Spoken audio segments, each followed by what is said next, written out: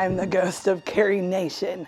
In fact, I was born in nearby Gary County in 1846. We had to move around a lot because we were a farming family, but also because my mother firmly held that she was Queen Victoria.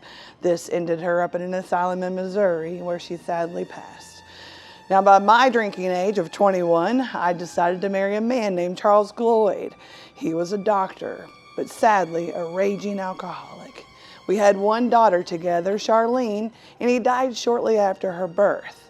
I went on to marry a second man named Carrie Nation. I earned my own teaching certification, and I started traveling around to warn young girls about the dangers of wearing tight-fitting clothing.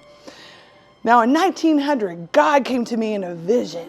He said, "Carrie, you need to go to Kiowa, Kansas and destroy all the liquor in the barware." That's exactly what I did. On June 7th, I rode into Dobson's saloon, flung open the doors, and said, "Men, I'm here to save you from a drunkard's fate." And I destroyed all the bottles. At that time, I gathered a bunch of little rocks that I called smashers to bust up these bottles. Next thing you know, word's traveling. I have throngs of women following me, singing psalms as I burst into one saloon after another.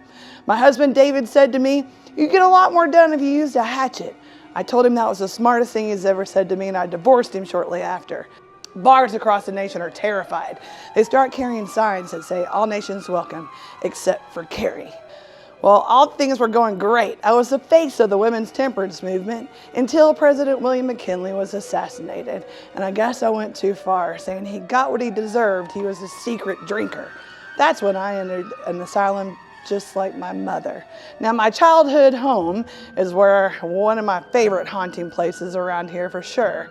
Sadly, it was moved a couple years ago, and you wouldn't believe where it's placed today. A distillery.